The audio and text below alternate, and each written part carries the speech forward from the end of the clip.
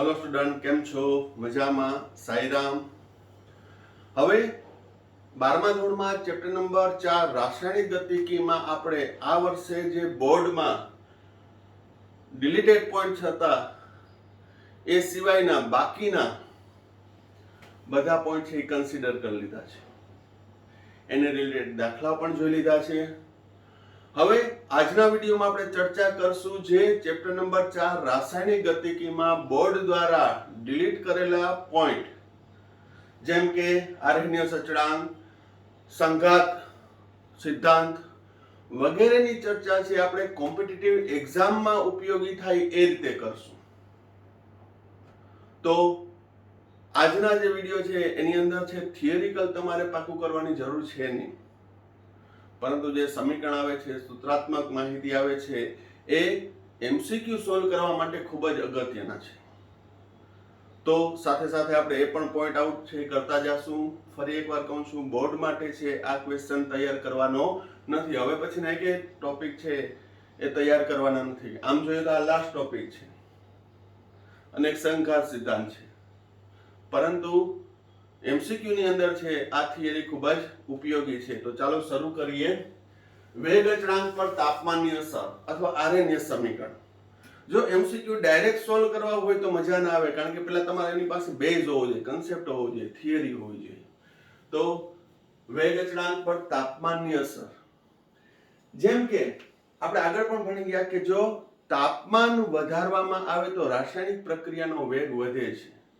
જેમ કે ઠંડા પાણીમાં 1 ચમચી ખાંડ ડુબાડી અને પછી ઓગાળો, અને જો એને ડાયરેક્ટ તમે સ્ટવ ઉપર મૂકીને ગરમ કરો તો ઝડપથી ઓગળી જશે, કારણ કે તાપમાન વધતા છે એ રાસાયણિક પ્રક્રિયાનો વેગ વધે છે, એટલે દ્રાવ્યતા વધશે.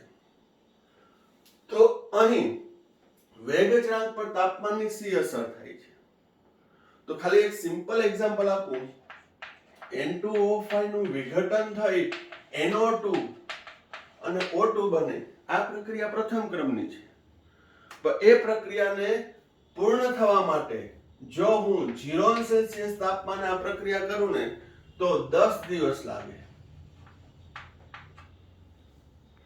જો તાપમાન વધારીને 25°C કરું તો 5 કલાક લાગે, અને 50°C નો વધારો કરું તો ફક્ત 12 મિનિટમાં પ્રક્રિયા પૂર્ણ થઈ જાય. તો કહેવાનો મતલબ, તાપમાન વધતા રાસાયણિક પ્રક્રિયાનો વેગ વધે છે, અને વેગ બરાબર સાંદ્રતાના છેદમાં સમય, એટલે સમય છે એ ઘટતો જશે. સમય ઘટતો જશે એટલે રાસાયણિક પ્રક્રિયા ઝડપી બને. એવું નક્કી થયું છે કે કોઈ પણ રાસાયણિક પ્રક્રિયા માં 10°C નો વધારો કરું તાપમાનમાં તો તેનો વેગ અચળાંક છે એ બમણો થાય છે. વેગ અચળાંક કેટલો થાય છે? બમણો.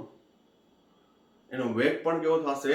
બમણો થાય. ફક્ત 10 મોટા ભાગની રાસાયણિક પ્રક્રિયામાં 10°C નો વધારો કરતા એના રાસાયણિક પ્રક્રિયા વેગમાં છે એ બમણો વધારો થાય છે. જેમ કે 0°C તાપમાને વેગ છે એ x હોય તો 10°C તાપમાને 2x થઈ જાય. 20°C તાપમાને 4x થઈ જાય, આનો બમણો. 30°C વધારો કેટલો કર્યો? 10 નો 8x થાય છે. 40°C 16x થાય છે. 50°C 32x થાય. એવો એમસીક્યુ માં પૂછાય કે ભાઈ 10°C નો વધારો કર્યો તો બમણો થાય, તો 50 નો વધારો કરો તો 5 ગણો છે, તો 5 દુ 10 નહીં કહેવાનું, 50°C 32 ગણો થશે. એટલે અહીં હું એક એમસીક્યુ માટે સૂત્ર આપું છું. વેગનો વધારો 2n. વેગનો વધારો કેટલો થશે? 2n ના ગુણકમાં વધશે, જ્યાં n પૂર્ણાંક સંખ્યા છે. અહીં n કઈ રીતે શોધવો? n બરાબર તાપમાનનો વધારો છેદમાં 10°C. જેમ કે અહીં 40°C, n બરાબર 40°C છેદમાં 10, તો 4n. n બરાબર 4 તો વેગનો વધારો, વેગ બરાબર 2n 2 ની 4 ઘાત એટલે 16. તો વેગ કેટલો થયો 16 ગણો. આ ટોપિક રિલેટેડ પણ છે એ ઘણા બધા MCQ છે જેની સ્પેશિયલ JEE નીટ નો વિડિયો બનાવશું એમાં હું કરાવીશ જ, પણ તમને એનો થિયરી બેઝ ખબર હોવી જોઈએ. શા માટે એટલો વધારો થાય છે? તો એના માટે છે આપણે 11મા ધોરણનો થોડોક કન્સેપ્ટ જોઈએ. વાયુના ગતિના નિયમો, કે અથડામણ વધે છે, એક જ દિશામાંથી એક દિશાએ અણુઓ એકબીજા સાથે અથડાય છે અને નિપજમાં પરિણમે છે. મેક્સવેલ અને બોલ્ટ્ઝમેનનો છે એ વાયુનો વિતરણ આલેખ છે એનો અભ્યાસ જરૂરી છે, પણ મેં તમને કીધું કે 12મા ધોરણમાં એ થિયરિકલ પોઈન્ટ નીકળી ગયો છે તો આપણે એટલો એમાં સમય આપશું નહીં, પરંતુ આ તમને ખ્યાલ હોવો જોઈએ. તો અહીં તાપમાનના વધારા સાથે રાસાયણિક પ્રક્રિયાનો વેગ વધે છે, એટલે કે એનો વેગ અચળાંક પણ વધશે. તો આ સૂત્ર તમે નોટ ડાઉન કરી લેજો. હવે આર્હેનિયસ નામના વૈજ્ઞાનિકે શું નક્કી કર્યું કે રાસાયણિક પ્રક્રિયાનો વેગ અચળાંક છે તાપમાનમાં ફેરફાર કરવામાં આવે તો એ પણ બદલાય છે. તો એને એક સૂત્ર આપ્યું, વેગ અચળાંક k is proportional to e raised to minus ea by rt. k ચલે છે e raised to minus ea by rt, એટલે કે તાપમાનનો વધારો કરતા તેના વેગ અચળાંકમાં પણ વધારો થાય છે. તો અહીં k is not directly proportional to t, પણ અહીં આ સમીકરણ છે ને ચલ ઘાતાંકીય વિધેય કહેવાય. એને કેવું કહેવાય છે? ચલ ઘાતાંકીય વિધેય. લોગના ln e બેઝ નો લોગ છે. k is proportional to e raised to minus ea by rt. k બરાબર a into e raised to minus ea by rt,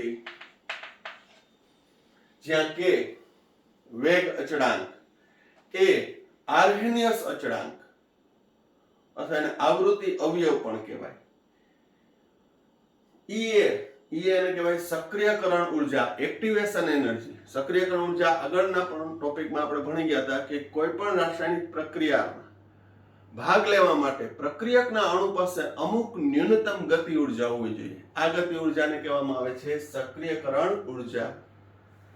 એક એક્ઝામ્પલ આપું કે આપણે 5 કિલોમીટરની સાયકલ ચલાવવાની છે અને 5 કિલોમીટર એક ડેસ્ટિનીએ જવું છે અને બાય સાયકલ દ્વારા, પરંતુ એ સાયકલ ચલાવી 5 કિલોમીટર અંતર કાપવા સુધી આપણી પાસે એટલી એનર્જી નથી. આપણી એક્ટિવેશન એનર્જી છે એ ઓછી છે, હોવી જોઈએ. ધારો કે એમાં 100 કિલો કેલરી હોવી જોઈએ, આપણી પાસે 50 કિલો કેલરી છે, તો સાયકલ લઈ અને 5 કિલોમીટર અંતર કાપવા માટે આપણે સક્ષમ નથી. તો અહીં 5 કિલોમીટર અંતર કાપવા માટે જે ઉર્જા જોઈએ 100 કિલો કેલરીની, એને કહેવામાં આવે છે સક્રિયકરણ ઉર્જા, જે આપણી પાસે નથી. હા, જો ગ્લુકોઝ પી લઈએ, એનર્જી આવી જાય, 100 કરતા વધી ગઈ, 120 કિલો કેલરી એનર્જી મળી ગઈ, તો આપણે સાયકલ ફટાફટ દોડી અને ત્યાં જોઈ આવશું. એમ જેમ પ્રક્રિયાની સક્રિયકરણ ઉર્જા વધુ, તેમ એ પ્રક્રિયા થવા માટે વધુ સમય લાગે. કારણ કે સક્રિયકરણ ઉર્જા જેમ ઓછી તેમ પ્રક્રિયા ઝડપી બને, પણ સક્રિયકરણ ઉર્જા જેમ વધુ તેમ આપણે એ પ્રક્રિયા પૂર્ણ કરવા માટે, એ પ્રક્રિયા સ્ટાર્ટ કરવા માટે વધુ ઉર્જાની જરૂર પડે, એટલે એ પ્રક્રિયકના અણુઓ છે સક્ષમ નથી. ઇન શોર્ટ કહું તો પ્રક્રિયકના અણુઓને પ્રક્રિયામાં ભાગ લેવા માટે, એટલે કે નિપજમાં પરિણમવા માટે જે ન્યૂનતમ ગતિ ઉર્જા જોઈએ એને કહેવામાં આવે છે સક્રિયકરણ ઉર્જા. અને એ પણ ટોપિકની ચર્ચા કરી હતી કે ઓછી સક્રિયકરણ ઉર્જા હોય પ્રક્રિયક પાસે તો પ્રક્રિયા કરે, તો એના માટે આપણે જો ઉદ્દીપક વાપરીએ તો ઉદ્દીપક પ્રક્રિયાની સક્રિયકરણ ઉર્જા ઘટાડે છે. ફરી પાછું સેમ એક્ઝામ્પલ લઈએ કે 5 કિલોમીટર અંતર કાપવું છે અને આપણી પાસે 50 કિલો કેલરી જેટલી ઉર્જા છે, તો સાયકલ ચલાવવા માટે સક્ષમ નથી, કારણ કે એક્ટિવેશન એનર્જી આપણી પાસે નથી એટલી, જોઈએ 100 કિલો કેલરી. તો હવે તો જો સાયકલની જગ્યાએ ઓપ્શન આપું કે ભાઈ સ્કૂટી કે એક્ટિવા લઈને લ્યો, તો અહીં એક્ટિવા કે સ્કૂટી છે ઉદ્દીપક તરીકેનું કામ કરે છે. લીવર મારી દો, 5 કિલોમીટર અંતર કાપી નાખ્યું, તો એક્ટિવા છે ઉદ્દીપક તરીકેનું કાર્ય કર્યું એમ કહેવાય કે ઓછી ઉર્જા હતી પ્રક્રિયક પાસે, છતાં પણ ડેસ્ટિનીએ 5 કિલોમીટર અંતરે પહોંચી ગયા જ્યાં જવાનું હતું ત્યાં. એમ ઉદ્દીપક રાસાયણિક પ્રક્રિયાની સક્રિયકરણ ઉર્જા ઘટાડે છે. આ નીટમાં પૂછાયેલો પ્રશ્ન છે, કોમ્પિટિટિવ એક્ઝામમાં પૂછાયેલો પ્રશ્ન છે. બરોબર. તો અહીં k બરાબર a * e⁻ જે r છે વાયુ અચળાંક છે ને t છે નિરપેક્ષ તાપમાન. હવે આ e ની ઘાતાંકમાં છે -e/RT, એને સામાન્ય ઘાતાંકમાં રૂપાંતર કરતા ln e બેઝ નો k બરાબર ln a ઇન્ટુ સરવાળો ગુણાકાર છે એટલે લોગ નો સરવાળો ln e⁻ EA/RT ln k બરાબર ln a ઘાતાંકમાં છે આગળ આવે -EA/RT ln e બેઝ નો e. હવે ln e એટલે 1 થાય. ln k બરાબર ln a -EA/RT આ 1. કારણ કે જેમ log 10 એટલે 1 થાય એમ ln e એટલે 1 થાય. આ 10 બેઝ નો log કહેવાય, આ e બેઝ નો log કહેવાય. બરોબર. e ના આધારનો log એટલે 1, log 10 ના આધારનો log 10 એટલે 1. બરોબર. હવે આ સમીકરણમાં હજી થોડોક ફેરફાર કરું. સ્થાનનો -EA/RT પહેલા લઉં પ્લસ ln a.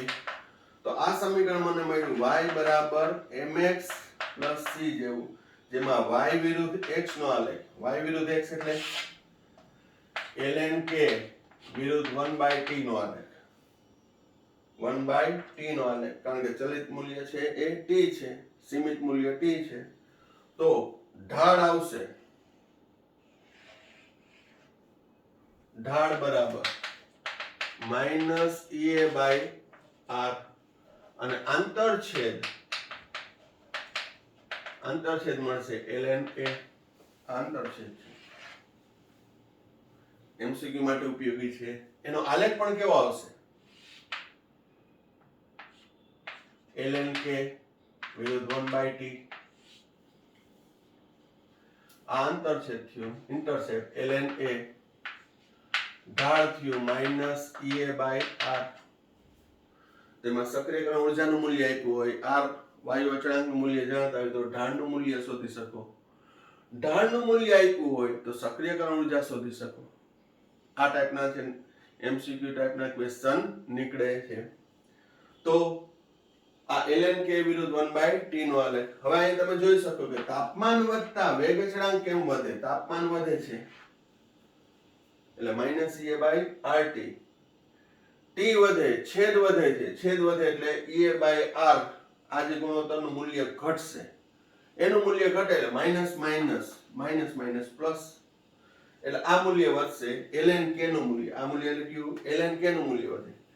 t વધે એટલે -EA/RT નું મૂલ્ય છે આ ગુણોત્તરનું મૂલ્ય ઘટશે, માઇનસ પ્લસ થશે, પ્લસ મૂલ્ય એટલે log k વધશે અને log k વધે એટલે k વધે. આમ તાપમાન વધારતા પ્રક્રિયાનો વેગ છે ચલ ઘાતાંકીય રીતે વધે છે. સોરી, એનો વેગ અચળાંક કેવી રીતે?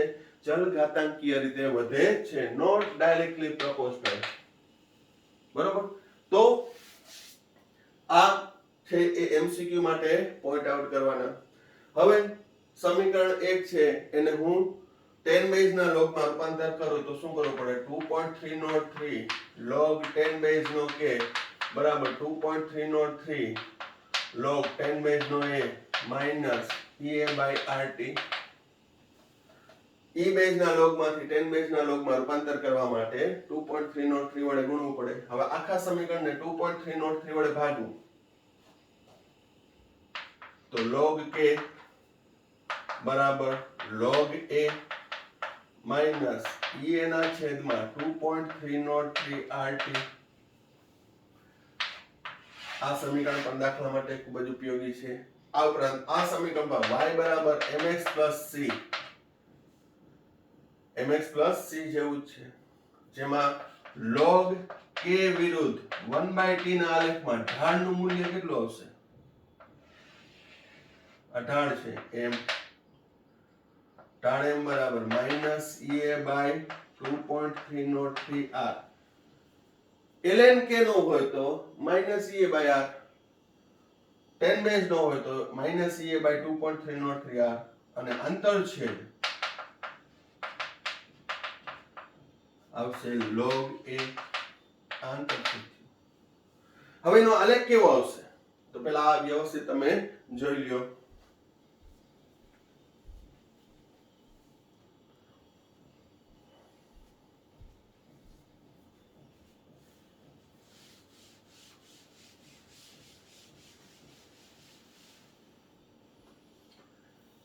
log k વિરુદ્ધ 1/t નો આલેખ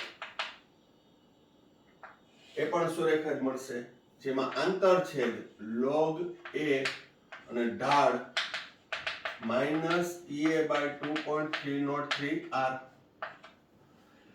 બરાબર ધ્યાન રાખજો. કયો ક્વેશ્ચન પૂછ્યો છે? ln k વિરુદ્ધ 1/t નો આલેખ પૂછ્યો છે કે log 10 બેઝ k વિરુદ્ધ 1/t નો આલેખ.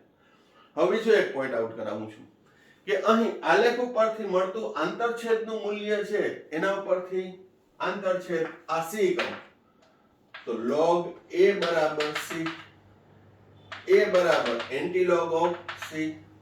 તો એનું મૂલ્ય સાચું મળશે તો કે નહીં મળે? કેમ નહીં મળે? તો જોજો, આ 0 છે તો 1/t નું મૂલ્ય 0, 1/t બરાબર 0 માટે t બરાબર 1/0 એટલે ઇન્ફાઇનાઇટ, અનંત. જો મારે 1/t નું મૂલ્ય 0 લેવું હોય તો એના માટે તાપમાન કેટલું લેવું પડે? અનંત. તો અનંત તાપમાને આ સમીકરણ શક્ય નથી, કારણ કે આર્હેનિયસે નિયત અથવા સીમિત તાપમાનના મૂલ્યમાં વેગ અચળાંક નું મૂલ્ય શોધ્યું છે. તો અહીં આંતરછેદ ઉપરથી log a નું સાચું મૂલ્ય મળશે નહીં, એટલે a સાચો મળશે નહીં. તો a શોધવો હોય તો આર્હેનિયસ અચળાંક અથવા આવૃત્તિ અવયવ a શોધવો હોય તો કઈ રીતે? તો સિમ્પલ, થોડીક મજાક મસ્તી તો છે. કઈ રીતે સિમ્પલ? તો કે રાસાયણિક પ્રક્રિયાનો વેગ અચળાંક k નું મૂલ્ય નિયત તાપમાને મૂકો, કારણ કે t તાપમાને વેગ અચળાંક k નું મૂલ્ય મળશે. t તાપમાને વેગ અચળાંક k નું મૂલ્ય મળશે. પ્રક્રિયાની સક્રિયકરણ ઊર્જા નું મૂલ્ય જાણતા હોય તો એ મૂલ્ય મૂકી log a ને સૂત્રનો કર્તા બનાવી દેશું, જે આપણે દાખલા સ્વરૂપે ગણશું એટલે તમને ખ્યાલ આવે. આ પ્રાયોગિક રીતે આ બધા મૂલ્ય મૂકી અને પછી log a આર્હેનિયસ અચળાંકનું મૂલ્ય શોધી શકાય છે. અને આ આલેખની રીતે છે એ સાચું મૂલ્ય મળતું નથી, કારણ કે તાપમાન અનંત લેવું પડે. પરંતુ આર્હેનિયસ સમીકરણમાં તો તાપમાન છે સીમિત મૂલ્યના, ચોક્કસ મૂલ્યના હોય છે. હવે ધારો કે આપણે આટલું આલેખના આટલા બધા પ્રયોગ ના કરવા હોય તો એના માટેનું જે સમીકરણ છે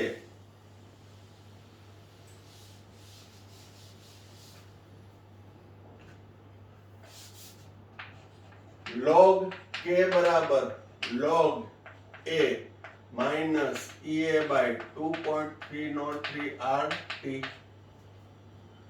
હવે તાપમાનનો એટલો બધો ફેરફાર ના કરવો હોય, ખાલી બે જ તાપમાનના મૂલ્યમાં ફેરફાર કરવો હોય તો કઈ રીતે આપણે સમીકરણ થી તારવી શકીએ? બરાબર ધ્યાન રાખજો, જે દાખલા માટે ખૂબ જ ઉપયોગી છે. આ સમીકરણ પણ દાખલા માટે ઉપયોગી છે. ધારો કે T1 તાપમાને વેગ અચળાંક K1 છે, T2 તાપમાને વેગ અચળાંકનું મૂલ્ય K2 થયું. T1 તાપમાને K1, T2 તાપમાને K2. અહીં તાપમાનનો થોડો ઘણો ફેરફાર કરતા આર્હેનિયસ અચળાંક એ બદલાશે નહીં. તાપમાનનો થોડો ઘણો ફેરફાર કરવામાં આવે ને તો વેગ અચળાંકના મૂલ્યમાં ખાસ ફેરફાર થશે નહીં. એ પણ આપણે દાખલા સ્વરૂપે જોશું, કારણ કે આમાં હવે પછીના પોર્શનમાં એ આર્હેનિયસ સમીકરણ આધારિત દાખલાઓ છે, જે બધાની આપણે પ્રેક્ટિસ કરશું. તો હવે log K1 બરાબર log A minus EA by 2.303 R 1/T1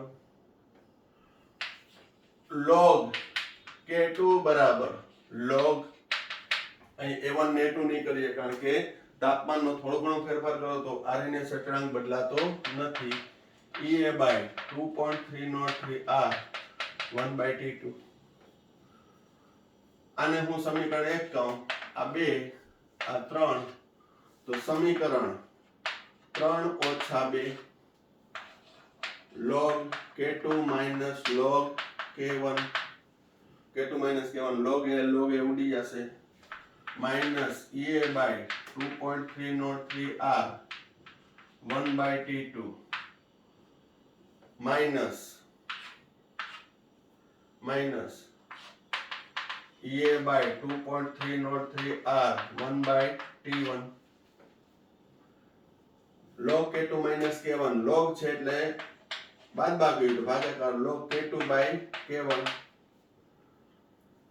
minus plus EA by 2.303 R T1 1/T1 લખું ઓછા EA ના છેદમાં 2.303 R 1/T2 કોમન નીકળે છે minus EA by 2.303 R 1/T1 ઓછા 1/T2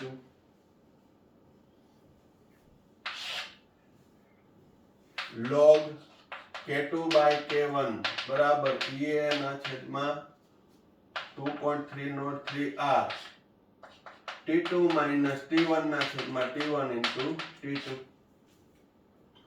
તો અહીં જુદા જુદા બે તાપમાને K1 K2 આપ્યા હોય તો એના ઉપરથી સક્રિયકરણ ઊર્જાનું મૂલ્ય શોધી શકાય. જુદા જુદા બે તાપમાને સક્રિયકરણ ઊર્જા શોધી શકાય અને સક્રિયકરણ ઊર્જાનું મૂલ્ય મળ્યું હોય તો કોઈ પણ તાપમાને વેગ અચળાંક k નું મૂલ્ય શોધી શકાય છે. પણ આ સ્ટેટમેન્ટ જો આપણે દાખલા દ્વારા ગણીએ તો જ છે એ તમને વધુ કન્સેપ્ટ ક્લિયર થાય.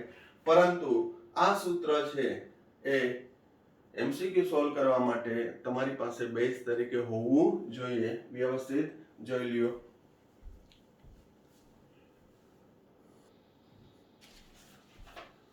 હવે RNA સમીકરણ આધારિત દાખલાઓમાં 4.9 ઉદાહરણ આ વખતે પૂછવાનું નથી, પણ મેં તમને કીધું કે તમારી પાસે કન્સેપ્ટ બેઝ હોવો જોઈએ કોમ્પિટિટિવ એક્ઝામ માટે.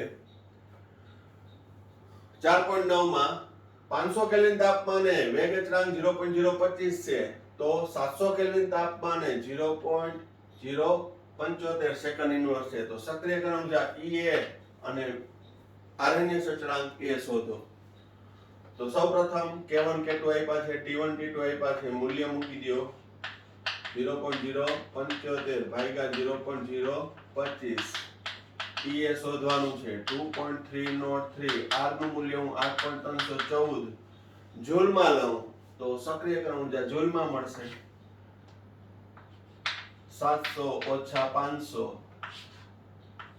700 ગુણ્યા 500. અહીં સાદુરૂપ આપશો તો EA ના સૂત્રનો કરતા બનાવો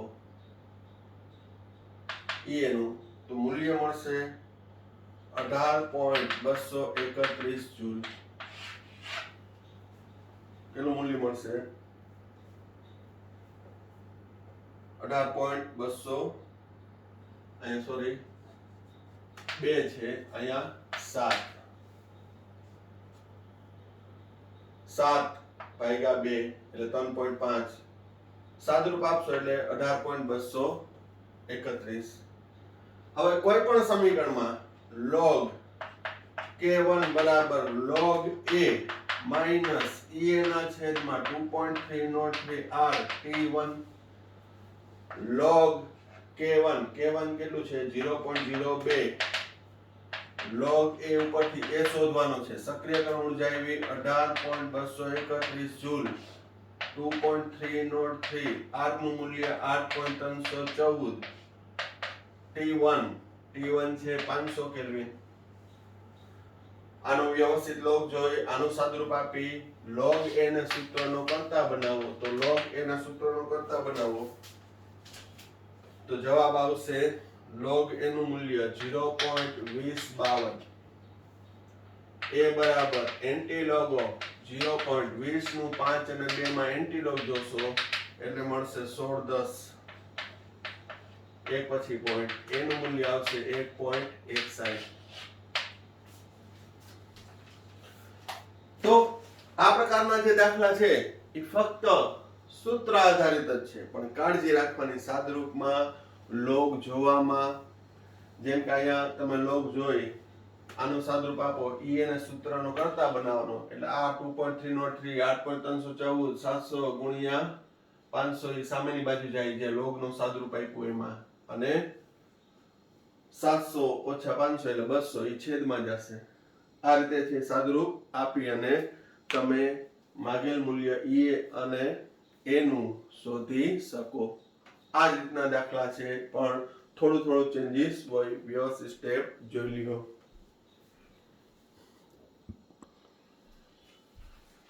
હવે થિયરીમાં આપણે ભણ્યા હતા એ મુજબનો દાખલો સ્વાધ્યાયનો 4.23 કે 546 કેલ્વિન તાપમાને વેગ અચળાંકનું મૂલ્ય છે 2.418 ગુણ્યા 10⁻5 સેકન્ડ ઇન્વર્સ.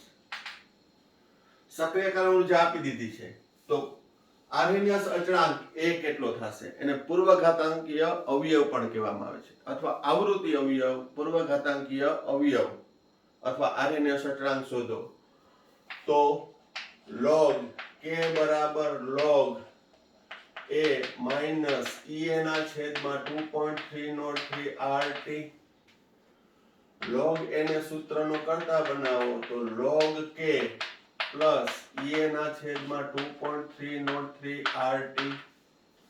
મૂલ્ય મૂકી દો. log k એટલે 2.418 ગુણ્યા 10⁻5 વત્તા સક્રિયકરણ ઉર્જા 179.9 કિલો જૂલ છે, એનું જૂલમાં ફેરવો એટલે 10⁻³ જૂલ ભાગ્યા 2.303 r નું મૂલ્ય જૂલમાં 8.314 તાપમાન 546. આનો લોગ સ્ટેપ કહી દઉં 2.18 ગુણાકાર છે વત્તા log 10⁻⁵ વત્તા આનું સાદરૂપ આપો તો 0.017 ગુણ્યા 10⁻³ આનો log 0.3834 ઓછા 5 વત્તા 0.017 ગુણ્યા 10⁻³ સંપૂર્ણ સાદરૂપ આપતા log a નું મૂલ્ય મળશે 12.59. a બરાબર એન્ટીલોગ ઓફ 59 નું 0 માં એન્ટીલોગ તમે જોશો તો આવશે એક પછી પોઈન્ટ અને આગળનું છે એન્ટીલોગ હોવાથી 10⁻12. તો આમ a નું મૂલ્ય 3.9 ગુણ્યા 10⁻12 આટલું મળશે. તો નિયત તાપમાને કે શોધી પ્રક્રિયાની સક્રિયકરણ ઉર્જા આપી હોય તો પૂર્વઘાતાંકીય અવયવ અથવા આરએનએસ અચળાંક છે એનું મૂલ્ય શોધી શકાય. અગત્યનું આ દાખલામાં હોય તો સાદુરૂપ આપવાનું છે. તમે પણ જ્યારે પ્રેક્ટિસ કરો ત્યારે સાદુરૂપ બેઠું પીડીએફ જે હું તમને મોકલતો હોય એમાંથી સ્ટેપ ઉતારીને ના કરતા, પરંતુ વ્યવસ્થિત ગણતરી કરીને કરજો તો આ આરએનએસ સમીકરણના સૂત્ર આધારિત જ બધા દાખલા સોલ્વ થઈ જશે. બરોબર. હજી પણ આપણે એક બે દાખલા એવા લઈ લઈએ. તો આમાં તમે જોઈ શકો કે એમસીક્યુ ની અંદર આ ટાઈપના પૂછાય તો ખૂબ જ ગણતરી લાંબી થઈ જાય, પણ એમસીક્યુ ની અંદર જે હું કેવા ક્વેશ્ચન પૂછાણા છે એવા જ હું ચર્ચા કરીશ કે જેમાં તમારે log એન્ટીલોગ પણ છે એ બાય હાર્ટ હોય, ઈઝીલી આવી જતા હોય એ પ્રકારના હોય છે. સ્ટેપ વ્યવસ્થિત જોઈ લ્યો.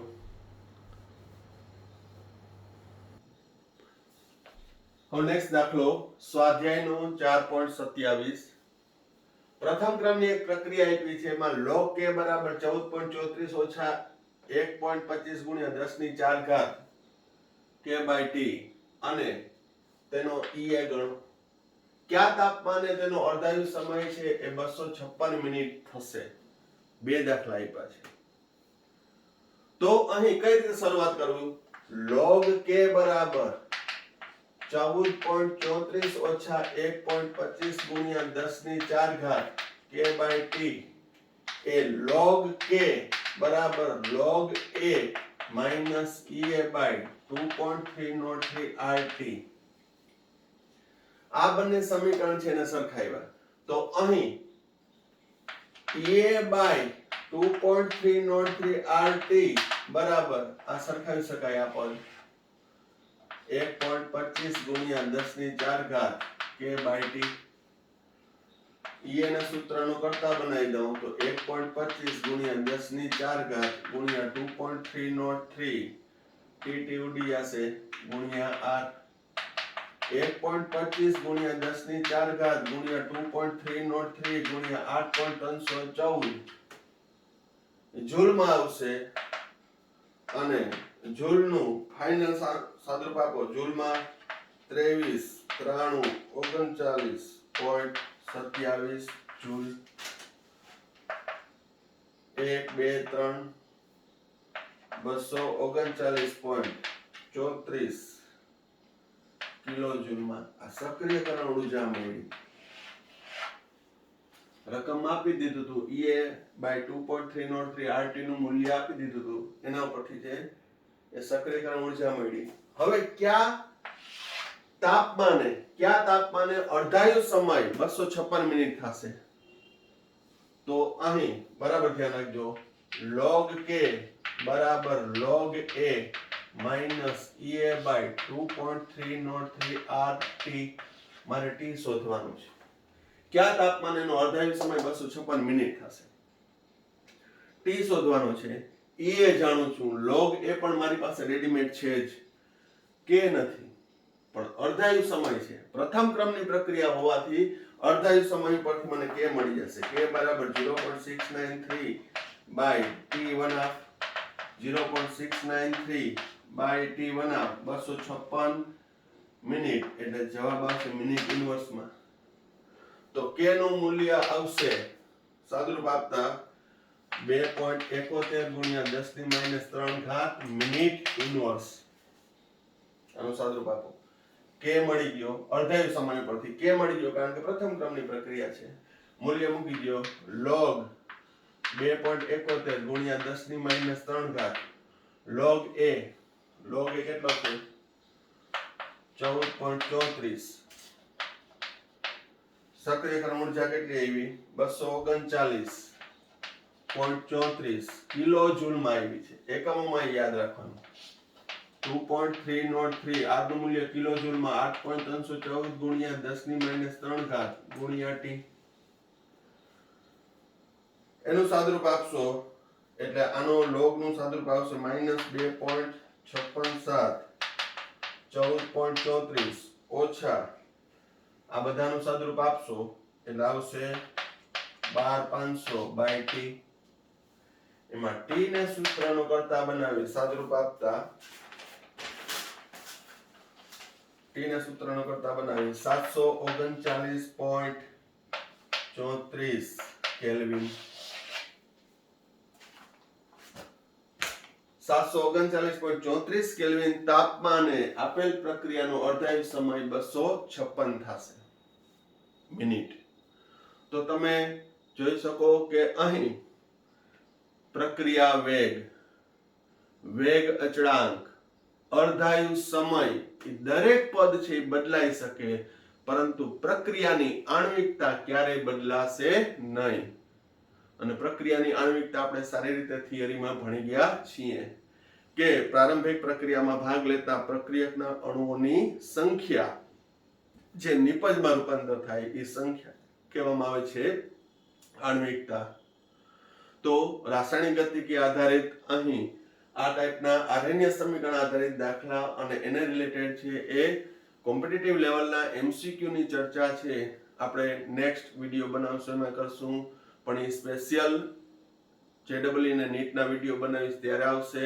મીનવાઇલ આ ટોપિકમાં આપણે અહીંયા સુધી રાખીએ છીએ અને હવે નેક્સ્ટ ટોપિક નવું ચેપ્ટર છે એ આપણે સ્ટાર્ટ કરી દેશું. તો રાસાયણિક ગતિકી આધારિત થિયરિકલ અને જે ન્યુમેરિકલ બેઝ ટોપિક હતા એ આપણે અહીંયા પૂરા કરીએ છીએ. કેટલાક હું તમને સેલ્ફ પ્રેક્ટિસ માટે આપીશ.